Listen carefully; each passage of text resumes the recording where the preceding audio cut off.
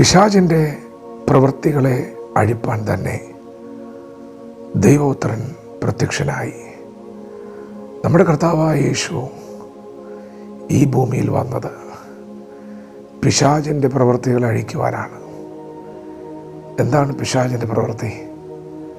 തിരുവെഴുത്ത് പിശാചിനെ കള്ളൻ എന്നാണ് അഭിസംബോധന ചെയ്തിരിക്കുന്നത്. കള്ളൻ വരുന്നത് അറുക്കുവാനും മോഷ്ടിക്കുവാനും മുടിക്കുവാനുമാണ്. തകർക്കുക, നശിപ്പിക്കുക, കുടുംബജീവിതത്തെ തകർക്കുക, മനുഷ്യനെ തകർക്കുക, ഏറ്റവും വിലപിടിപ്പുള്ള അവൻ്റെ ജീവനെ കവർ ചെയ്യുക. അതാണ് പിശാചിൻ്റെ ഏറ്റവും വലിയ പ്രവൃത്തി. ദൈവത്തിൻ്റെ പദ്ധതിയെ തകർക്കുക.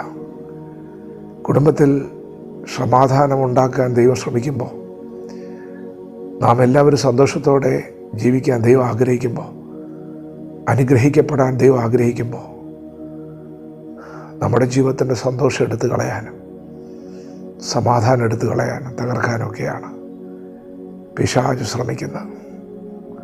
പിശാചിൻ്റെ പ്രവൃത്തി അതാ കുടുംബത്തെ തകർക്കുക. കുടുംബജീവിതം ദൈവം സ്ഥാപിച്ചതാണ്. ദൈവം യോജിപ്പിച്ചതിനെ മനുഷ്യർ വേർപിരിക്കരുത്. ഇനി അവർ രണ്ടല്ല, അവരൊന്നത്രേ എന്ന് പറഞ്ഞ് ദൈവം രണ്ട് വ്യക്തികൾ തമ്മിൽ യോജിപ്പിക്കുമ്പോൾ അതിൻ്റെ പുറകിൽ ദൈവത്തിനൊരു പദ്ധതിയുണ്ട്.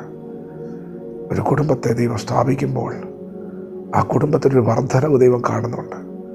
ആ കുടുംബത്തിലൂടെ ദൈവത്തിൻ്റെ പദ്ധതികൾ നിറവേറപ്പെടാൻ ദൈവം ആഗ്രഹിക്കുന്നുണ്ട്. എന്നാൽ പിശാച് കുടുംബങ്ങളെ ഭിന്നിപ്പിക്കുകയാണ്.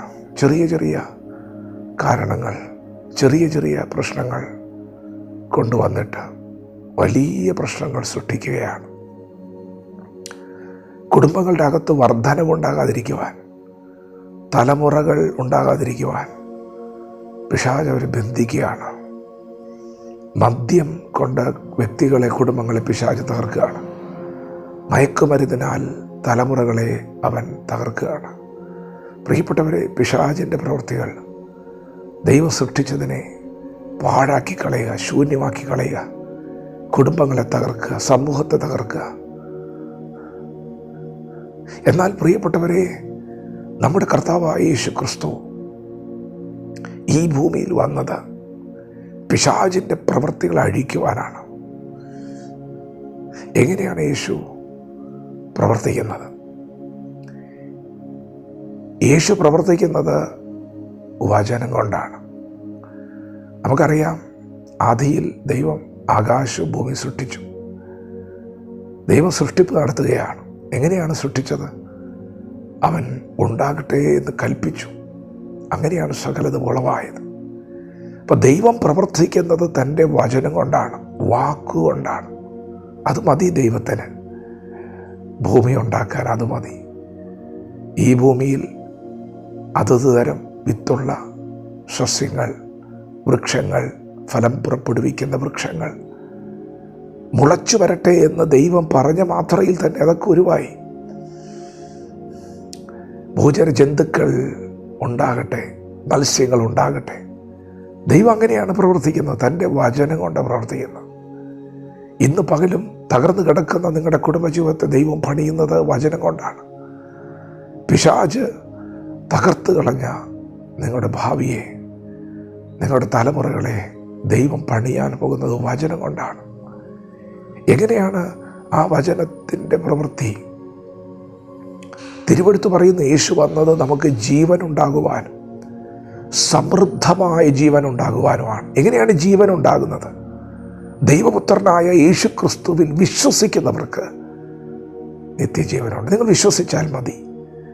നിങ്ങൾ കേൾക്കുന്ന വചനങ്ങൾ ഏറ്റെടുത്താൽ മതി. നിങ്ങൾ ആമേൻ പറഞ്ഞാൽ മതി. നിങ്ങൾ ആ വചനത്തെ വിശ്വസിച്ചാൽ മതി. പ്രവൃത്തി തുടങ്ങുകയാണ്. നിങ്ങൾ ഏറ്റെടുക്കുന്ന വചനത്തിൽ എഴുതിയിരിക്കുന്നത് നിങ്ങൾ കാണും, കുടുംബത്തിൽ കാണും. യഹോവ വീട് പണിയുന്നവനാണ്, കുടുംബങ്ങളെ പണിയുന്നവനാണ്, വ്യക്തികളെ പണിയുന്നവനാണ്, സമൂഹത്തെ പണിയുന്നവനാണ് എന്നുള്ള തിരുവചനമാണ് നിങ്ങൾ കേൾക്കുന്നതെങ്കിൽ നിങ്ങൾ പറയണം, വിശ്വാസത്താൽ പറയണം, ദൈവം എൻ്റെ കുടുംബത്തെ പണിയും, എൻ്റെ തലമുറകളെ പണിയും, എൻ്റെ ദൈവം എന്നെ സഹായിക്കും. ഇങ്ങനെ തിരുവചനങ്ങൾ എന്തു പറയുന്നു അതങ്ങനെ തന്നെ ഏറ്റെടുത്തുകൊണ്ട് നിങ്ങൾ പറഞ്ഞു തുടങ്ങിയാൽ അത് കേവലം ഒരു വാക്കായി ഒതുങ്ങുകയില്ല. അതിലപ്പുറമായ ദൈവശക്തിയുടെ വ്യാപാരം നിങ്ങളുടെ നാവ് കൊണ്ട് നിങ്ങൾ പറയുന്ന വചനത്തിൽ ചലിക്കും. പിശാച് നാൾ ഇതുവരെ കെട്ടിപ്പൊക്കിയതെല്ലാം ഒരു നിമിഷം കൊണ്ട് ഇടിഞ്ഞു വീഴും. ദൈവം നിങ്ങൾക്ക് പുതിയ ആരംഭങ്ങൾ നൽകും. ദൈവം നിങ്ങൾക്ക് അടിസ്ഥാനങ്ങൾ നൽകും.